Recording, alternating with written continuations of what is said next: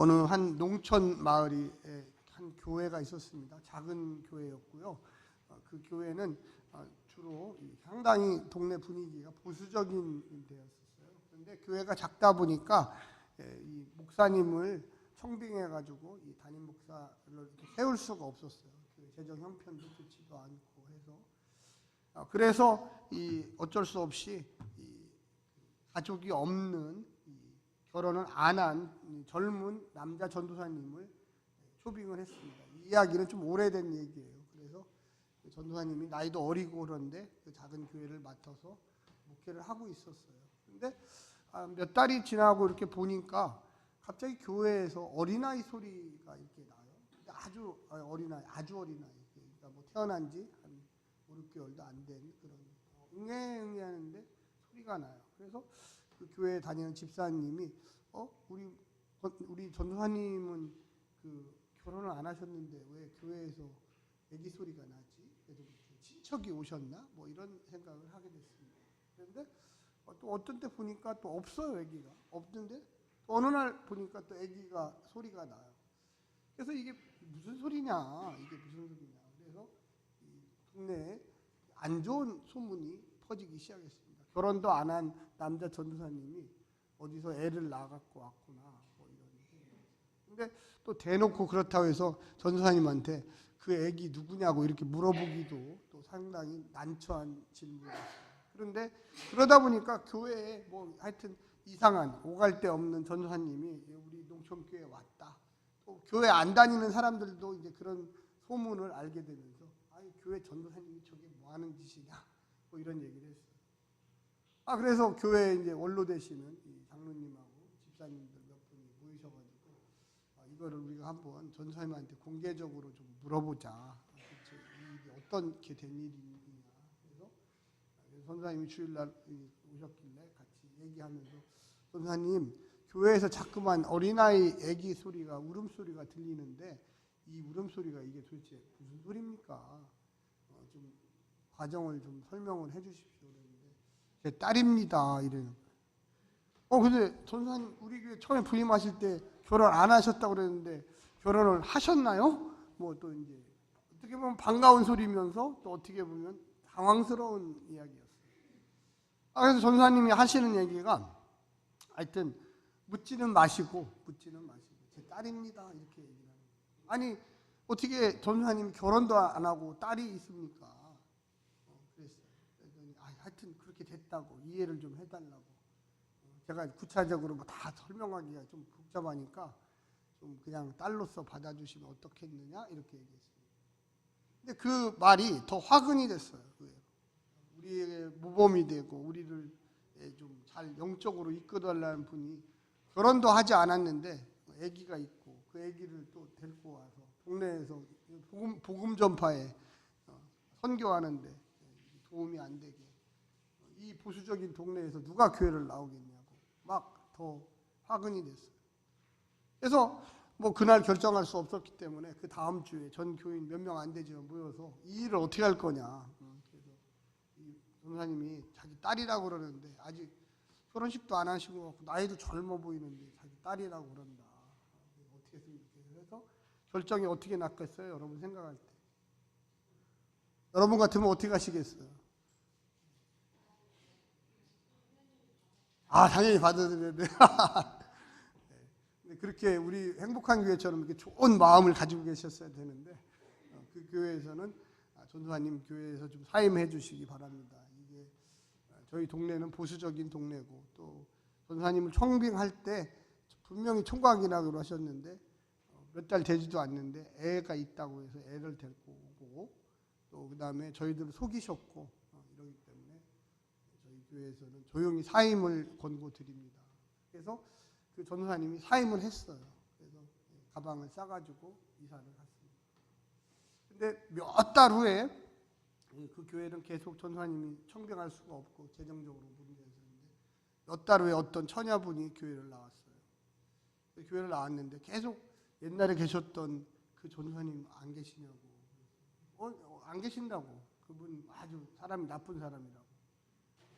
아주 총각이라고 해놓고 애를 데리고 오고 결혼도 안 했는데 애가 있고 또 동네방네 소문이 나가지고 선교가 안 돼. 교회가 이게 아주 망신살이 뻗쳐서 아주 좋지 않다. 막 이렇게 얘기가 됐습니다.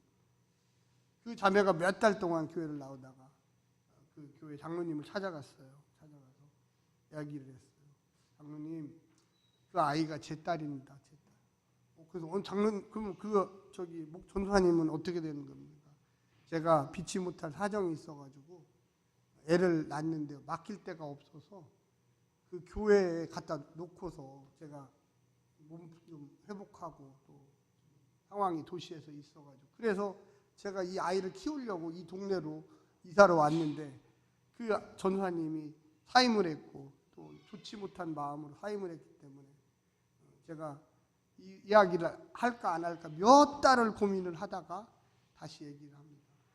그 전사님이 없었으면 제 아이가 아마 죽었을 겁니다. 키울 데가 없고 또 소문이 나고 그래서. 근데 그 아이를 이렇게 사랑으로 거두어 주신 전사님이 그렇게 망신을 당하고 또 쫓겨나지 했는데 다 저 때문에 그렇습니다. 용서해 주시고 다시 그 전사님을 다시 데리고 오면 어떻겠나요? 이렇게 얘기했어요. 할렐루야. 예. 그러니까 갑자기 그 전사님이 정말로 한 아이를 구한 의로운 전사님이 됐어요. 그래서 다시 청빙을 그 전사님 두 번째 똑같은 분을 가서 전사님을 만나서 전사님, 우리가 오해했습니다. 우리가 바르지 못한, 잘 물어보지 못한. 만약에 제가 그 당시에 그 전사님이 내가 사실대로 다 얘기를 했다면 이게 더 문제가 확대되고 그 여자는 누구냐, 또 그분은 어떤 사람이냐. 그러니까 그 전도사님도 몰라요. 교회 앞에다가, 농촌 교회 앞에다가 아이를 갖다 놨기 때문에 도저히 이야기할 수도 없었고 또 누군지도 모르는, 엄마가 누군지도 모르는 그 아이를 그렇게 하면 요즘처럼 사회복지가 잘 발달되고 또 그런 상태였으면 좋지만 옛날에는 그러지가 못했죠. 여러분 텔레비전에서도 본 경험이 있으실 거예요. 베이비 박스라고 해서 믿지 못할 사정으로 아이들을 입양도 못 보내고 또 못 보낸 아이들을 서울입니다. 서울의 어떤 교회 앞에, 그래서 교회 앞에 조그마한 교회인데 그 앞에다가 베이비 박스라고 써놨어요. 아기 바구니라고. 그래서 몇 달 동안만 좀 맡겨주십시오. 그러면 제가 몸이 회복되거나 여러 가지 상황이 회복되면 그 아이를 다시 찾으러 오는. 그래서 그 목사님과 사모님이 아이들을 몇 달씩 입양도 안 보내고 어디 보내지도 않고. 근데 그게 몇십 년을 그 일을 하셨다는 거예요. 이 두 가지 얘기는 다른 얘기입니다. 첫 번째 그 농촌교회 얘기하고 그 베이비박스 얘기는 다른 얘기예요. 그런데 우리 삶 속에 그러한 어떻게 보면 인간적인 눈으로 보면 불합리한 일들이 오늘 본문 1장에, 마태복음 1장에 나와 있는 이야기예요. 2000년 전에 또 있었던 이야기, 또 오늘날 우리 주변에도 얼마든지 그런 일들이 있어요. 우리 인간적인 눈으로 보면, 인간적인 생각으로 보면 야, 저게 진짜 옳은 일인가? 바른 일인가? 그러나 예수 그리스도의 사랑으로 보면 그것이 아름답게 열매를 맺고 예수 그리스도의 사랑을 전파하는 도구가 됩니다. 할렐루야. 옆에 분한테 한번 얘기해 주십시오. 관용하는 사람이 되십시오. 관용하는 사람이 되십시오. 의로운 사람이 되십시오. 의로운 사람이 되십시오. 지금 오늘의 본문을 오늘날의 시각으로 보면 예수님의 이 탄생 이야기는 사실은 우리가 믿음을 가지고 보기 때문에 그렇지 그냥 평범한 눈으로 보면 이상한 이야기예요. 이상한. 좀 어떻게 보면 부정한 이야기, 더러운 이야기예요. 사실. 그 당시에 사람들도 깜짝 놀랄 이야기예요. 지금도 깜짝 놀라서 아까 제가 첫 번째 얘기했던 그 농촌교회 젊은 전도사님의 그 이야기가 아니라 사실이에요. 여기에 나오는 이 이야기도 역시 마찬가지예요. 오늘 본문 18절이지만 예수 그리스도의 나심, 태어남에 대한 이러하니라. 태어남은 이러하니라. 양아버지죠, 양아버지. 양아버지가 요셉입니다. 요셉. 어떻게 보면 입양을 한 이야기, 입양 이야기. 오늘날도 그렇죠. 누구를 데려다가 내가 낳은 자식이 아니라 어떤 과정을 통해서 뭐 입양 기관이라든지 형님 자식이라든지 뭐 어떤 친구의 자식을 데려다가 키우는 게 아직까지도 우리 이렇게 개방된 사회에서도 굉장히 힘들어하는 이야기예요. 사실. 거기 보면 그의 어머니 마리아, 어머니는 태를 빌려줬으니까 어머니죠. 근데 요셉은 사실은 아무런 관계가 없어요. 그렇지 않습니까? 그래서 그걸 양아버지라고 그러잖아요. 그래서 어머니 마리아가 요셉과 약혼하고, 이 약혼이라는 건 오늘날에는 약혼식도 안 하잖아요. 근데 이 예수님이 태어나신 유대 사회에서 약혼은 결혼이에요. 근데 약혼하고 아직 첫날 밤을 안 보낸 여자가 배가 불러온다. 이거는 유대 법에 의하면 돌마저도 싼 일이에요. 공개 처형이에요. 공개 처형. 아이, 이렇게 부정한 여자가 있나. 율법을 어겼다. 동네에서 사람들이 다 모아놓고 돌을 들고 이런 악을 제거해버려야 돼. 악을 제거해버렸다. 돌을 던져서 그 여인을 죽여도 크게 문제되지 않아요. 그 고소를 누가 하느냐? 그 고소. 이 고소를 누가 하냐면 결혼한 또 약혼한 그 남편이 하는 거예요. 남편. 나는 이 여인하고 자본 적이 없습니다. 그런데 이 여인은 나하고 거의 준 결혼 상태에 있는데 지금 배가 불러오고 있습니다. 이 여인은 부정한 여인입니다. 이걸 고소로 고소.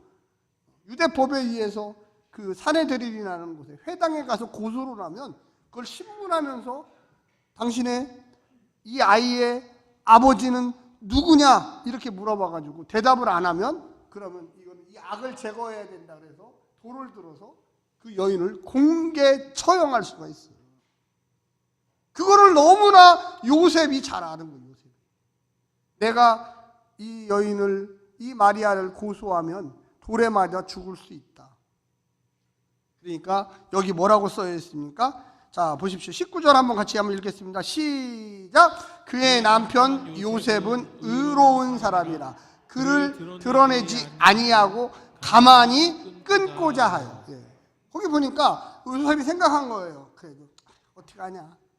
파혼을 해야지. 괜히 이야기를 사내들인이나 회당에 가서 장로님한테 얘기한다거나 하면 이거는 공개 처형감이다. 그러니까 내가 입 꽉 다물고 그냥 몰래 집에 가. 몰래 그냥 가서 알아서 잘 살아. 나 결혼 안 할게. 이거를 뭐라고 그러냐면 한번 좀 전문적인 용어인데 한번 따라서 해보세요. 회복적. 회복한다요. 회복적. 정의. 예. 지금 요셉이 어떻게 보면 속아서 결혼한 거예요. 속아서 약혼한 거예요. 막 부글부글 끓죠. 이게 그냥 이런 욕은 못하니까 가만두면 안 돼. 이거 버르장머리를 고쳐야 돼. 할 수 있어요. 막 끓지만 사람을 돌로 쳐 죽일 수는 없으니까 내가 입을 꽉 다물고 내가 몰래 집에 가. 니네 집에 가. 거기 가서 애를 낳든지 뭐 하여튼 그건 네가 알아서 결정할 일이야. 우리가 드러내고 싶고 우리가 뭔가 요셉이 율법대로 한다면 나쁜 건 아니에요. 요셉이 뭐 율법대로 한다고 그게 잘못된 것도 아니에요. 그러나 그 율법 위에 사랑이 있습니다. 한번 옆에 분한테 한번 다시 한번 얘기해주세요. 법 위에 사랑이 있습니다. 참 어렵죠. 이게 쉬운 단어는 아니에요. 법 위에 사랑이 있는 거예요. 우리가 어떤 계약을 하고 어떤 약속을 하고 그렇잖아요. 부부 간에도 그렇고 친구 간에도 그렇고 뭐 형제 간에도 그렇고 자매 간에도 그렇고 성도 간에도 그렇고 또 목사와 성도 간에도 그렇고 참 어려워요. 참 이런 게. 우리가 서로 지키기로 약속해놓고 안 지키는 거. 근데 그게 인간이잖아요. 인간. 이 결혼관계라는 게, 이 약혼관계라는 게 얼마나 거룩하고 성스럽고 아름다운 관계예요. 근데 전혀 어떻게 보면 원인과 결과도 모르는 아이가 생겼어요. 그래서 그 19절에도 이야기지만 그의 남편 요셉은 의로운 사람이라 그를 드러내지 아니하고 가만히 몰래 조용히 끊고자 하여. 이게 바로 회복적 정의라는 거예요.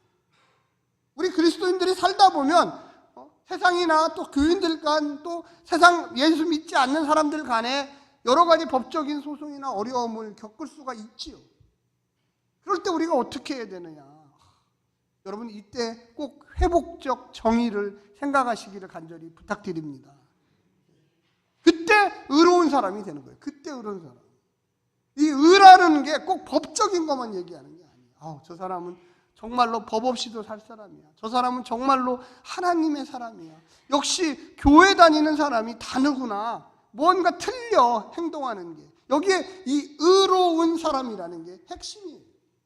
그래서 여기에 보게 되면 19절 앞에 보면, 바로 앞에 보면 18절 마지막에 보면 요셉과 야콘하고 처음에 동거하기 전에, 이 동거한다는 게 하룻밤을 보내기 전에 성령으로 잉태된 것이 난다. 이걸 모르는 거예요. 요셉은 아직 이걸 몰라요. 마리아의 뱃속에 성령님이 역사하셔서 아이가 생겼다. 이걸 모르고 있는 상태예요. 그런데 그는 회복적 정의로 19절에 남편은 요셉은 의로운 사람이라 그를 드러내지 않고 끊고자. 여러분 20절 한번 같이 한번 읽어주세요. 여기 이제 중요합니다. 시작. 이 일을 생각할 때에 주의 사자가 현몽하여 이르되 다윗의 자손 요셉아 내 아내 마리아 데려오기를 무서워하지 말라. 그에게 잉태된 자는 성령으로 된 것이다. 여러분 여기 현몽이라는 뜻이 꿈이라는 거예요. 꿈. 현몽이 꿈. 꿈속에서 천사가 나타나갖고 야 너의 아내 마리아 데려오기를 무서워하지 말아라. 내가 책임진다. 그에게 잉태된 자는 성령으로 된 것이다. 누가 나타나서 얘기한 게 아니라 꿈속에서 자고 있는데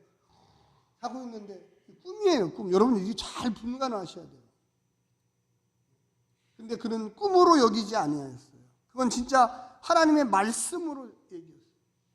하나님께서 나한테 뭔가 계시. 자 보세요. 바로 전에는 조용히 끊고자 해서 내일 아침에 이제 결단한 거예요. 내일 아침에 약혼한 마리아를 다시 너네 집으로 가. 이 얘기 하려고 이제 결단을 한 거예요. 그리고 잠에 들었어요.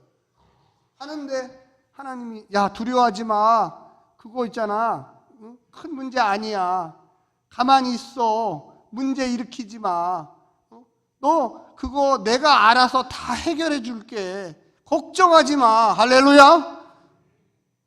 내 마음속에는 회복적 정의로 조용히 해결해야지 했는데 하나님은 이거를 드러내세요. 야, 그 문제 없어. 그냥 나와. 내가 알아서 해줄게. 여러분 두 가지 마음이에요. 나는 조용히 해결해야지. 아니야, 그냥 정상적으로 해. 그냥 데리고 와. 결혼했으니까 데리고 살아. 이게 두 가지. 여러분 같으면 어떻게 하겠어요? 어떤 게 더 아름다운 걸까요? 내가 조용히 잘 해결해갖고 돌에 맞아 죽지 않게 해결할게. 하나님은 아니야. 데리고 와. 그냥. 걱정하지 마. 요셉은 무엇을 선택했습니까? 여러분 거기에 보면 이렇게 나옵니다.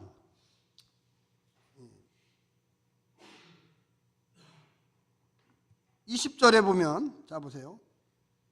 무서워하지 말라. 아들을 낳으리니 이름을 예수라라. 이는 그가 자기 백성을 죄에서 구원할 자이시며. 그러니까 그 아이의 놀라운 운명을 예고한 거예요. 꿈속에서. 아들을 낳으리니 이름을 예수라 하라. 예수라는 뜻이 죄에서 구원할 자라는 뜻이에요. 죄에서 구원. 예수가 무슨 뜻이라고요? 죄에서 구원할 자. 엄청난 건가?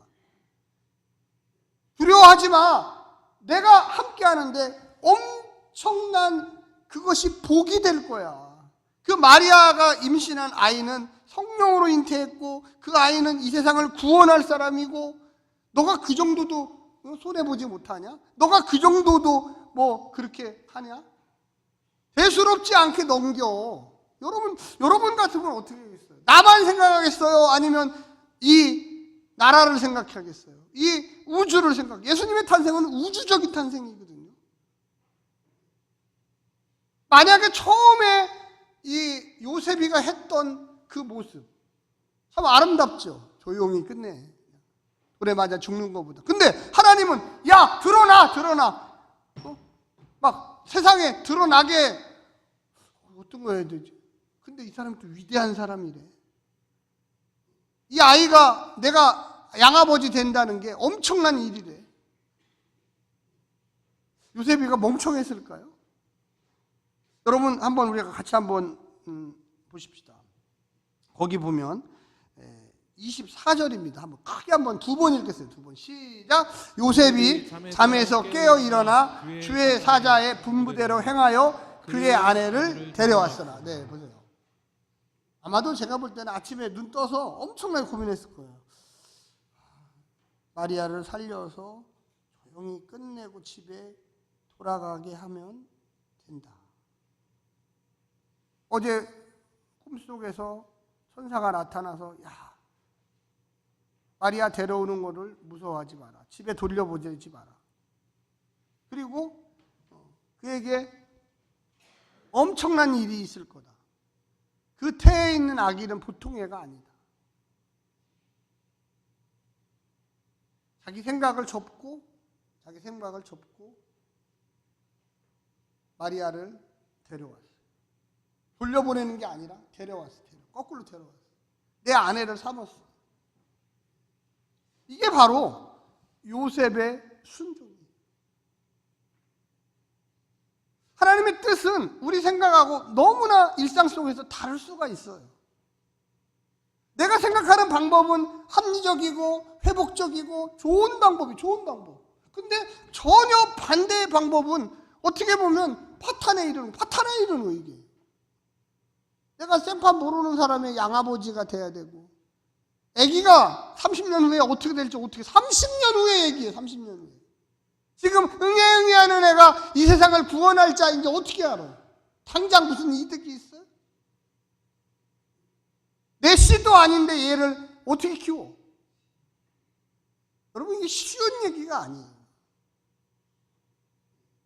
이런 걸 뭐라고 하냐면 따라서 해주세요. 믿음의 길이다. 믿음의 길이다. 크게 좀 해보세요. 믿음의 길이다. 믿음의 길이다. 그래서 요셉이 의로운 사람이라고 한 거예요.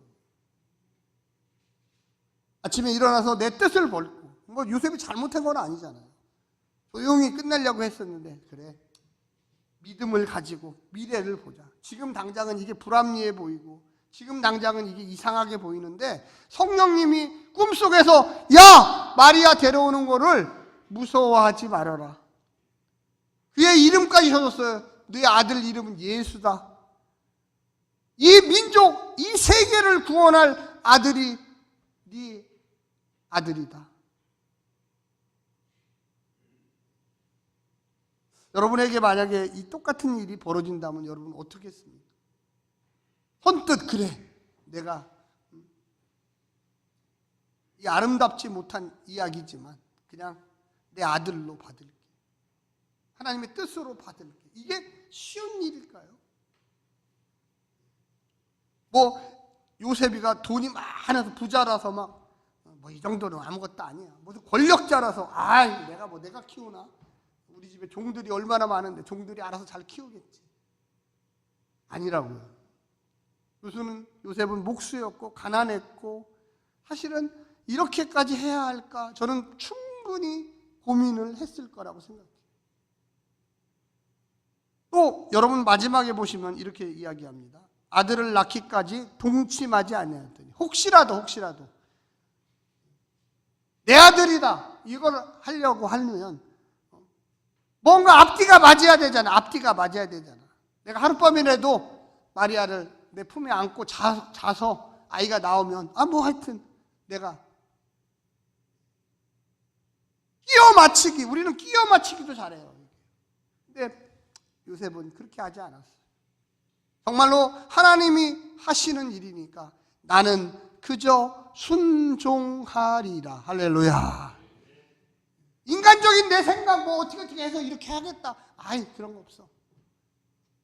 하나님이 처음부터 개입하시는 일. 여러분, 우리가 하나님이 개입하시는 일을 어떻게 알까요?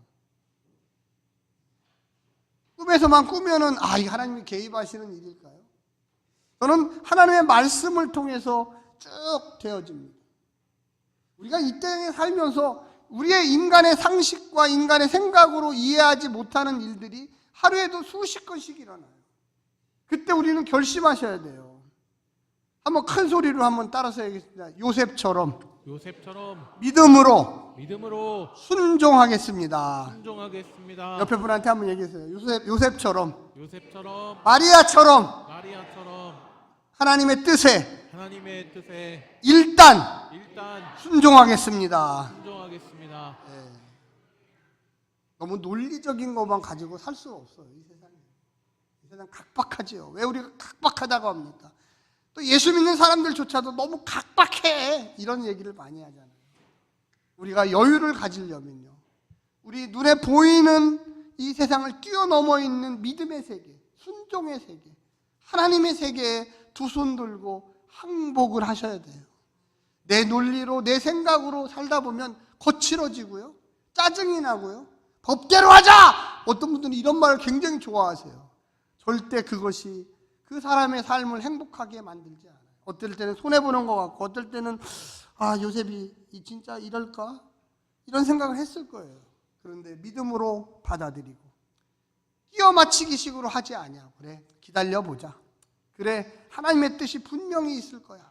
나를 향하신 그 하나님의 뜻이 위대한 이 세계를 구원할 예수라는 아들을 내 아들로 주셨다니 얼마나 감사한 일인가. 할렐루야, 찬양하며 나아가자. 이런 믿음의 본이 바로 요셉이라는 것을 여러분 기억하시기를 간절히 부탁합니다. 기도하겠습니다.